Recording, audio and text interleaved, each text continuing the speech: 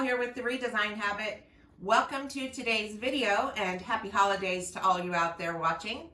Today's video is a little bit different in that I'm not going to be talking about house related things, but rather I'm going to share with you 3 recipes that I make each year and are big hits with family and friends. And they have 3 things in common. They are yummy, they are fast, and they are affordable.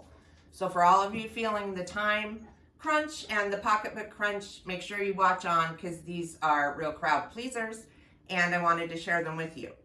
What I'm going to do is do some baking and then I'll put up the recipes. We'll talk through the recipes and those same recipes will be available down below either through a link or just listed in the description box. So make sure you check that out.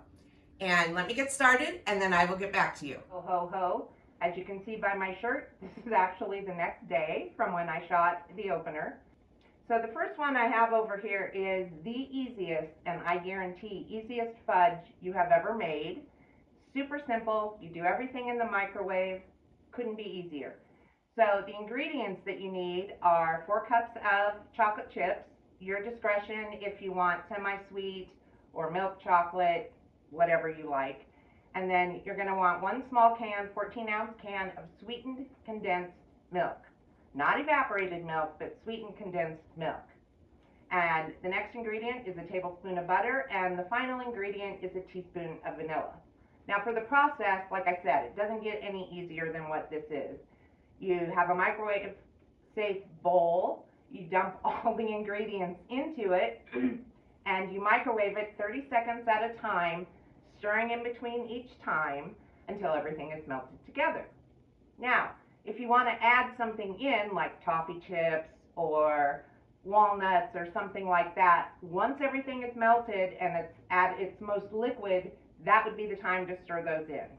Then you're going to take an 8x8 square cake pan, buttered or greased or sprayed, however you want to lubricate it, that's been sprayed ahead of time because you have to work fast. Once it's melted, get it into that pan and smooth it out. It will start to set almost immediately. And then you're just going to cover it.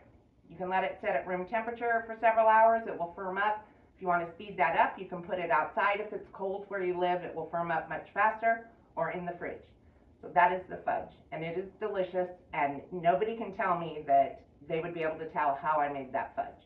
So that's a go-to every year for me. The second recipe is this. These are hand-dipped caramels with sea salt, flake sea salt on top. And again, the process is easy, and there is no cooking other than melting the chocolate in the microwave. So you will need 1 or 2 packages of the wrapped caramels, and they sell them in with the baking goods. You'll see them in with all the chocolate chips and all that stuff. So a couple bags of those, and then depending on how many caramels you have is how many chocolate chips you're going to need. So to do this many, I used 1.5 of the small bags of chocolate chips.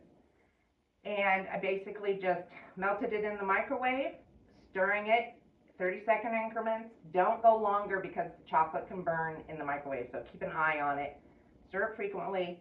Once it's melted, take your unwrapped caramels. What you should do, phase 1, I forgot to say that. Step 1 in this is unwrap all your caramels because they're individually wrapped. If you have kids, good job for the kids. Then you're going to take those unwrapped caramels, dip them, roll them around in the chocolate until they're coated, put them on a drying rack, and immediately sprinkle sea salt, a couple flakes on each piece. And that maybe comes out to less than 1/4 cup actual salt that you're going to use. Not even that much, but just to give you a rough idea. And I just put it in a little dish ahead of time and I sprinkle as I go because once the chocolate starts to harden, the salt won't stick, obviously. And to get this to go back to solid form so that people can pick them up and, not have goop all over their hands, again, you can set them out where it's cool. If you're in a colder weather climate, cover them good. If you have critters where you're at, you might not want to set them outside or maybe not even in your garage, but into the fridge for, sorry, there's a gnat in here, into the fridge for 20 minutes or so will speed up that process and can get them all laid out pretty on your tray. And then the final one here, I'm not even going to give you a recipe, it's more of just an idea. So if you have a bunt pan or a tube pan, taking any cake mix you love. In my family, usually the favorite is like a chocolate fudge cake, and I put a little bit of mint in that cake mix. Make it as per package. Take it out of your pan, put it on a beautiful platter, color your icing. You can make your own buttercream if you have the time and the patience, or you can just use canned white icing and color it green, obviously. You can also add a little mint to the icing for a little extra flavor. It's delicious. Everybody loves. Super easy. Looks like a wreath. Decorate it any way you want. I ran into issues today because I live in Southern California, and today it decided to be in the 80s. And so everything I was trying to do with icing was not working because the icing was getting so soft so quick. I couldn't like use my decorator, my tips, or do any of the things I had planned. So I just decorated the platter so it would look nice for you guys. But you certainly could do a bow. You could use little red hots. You could make little edible leaves out of icing and put little cranberries or whatever you want to do to decorate it up. Super easy. 3 favorites: fudge, salted caramel, hand dipped, and the mint wreath cake. So, I am not a cooking show. I don't pretend to be, and you wouldn't have wanted to see what I had to go through today. It would not have made very good video. But I did want to share these with you. They're super fun, super easy. Great ones for the kiddos to help you with. Crowd pleasers, affordable, fast, delicious.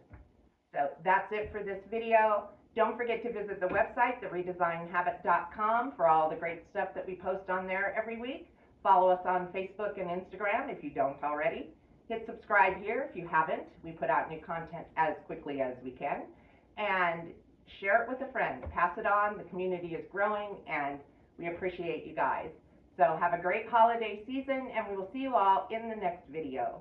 Okay, a little bonus feature here behind the scenes. I told you I was having problems with my icing today, and I had planned this really cute wreath made out of cupcakes, and you use your decorator tips and you put texture on the icing on the cupcakes, and it makes a cute little wreath, and you decorate it all up. And when I did that, just my icing just fell, and so I didn't get to do the cupcake wreath. Now, I will tell you that I was a little frustrated, but I'm sure they still taste good, and I just wanted to show you what happens when things don't go the way you want them to. So if you're in a warm weather climate, user beware when it comes to icing things for the holidays. I'm sure they're still delicious, though. They are. Happy holidays, everybody.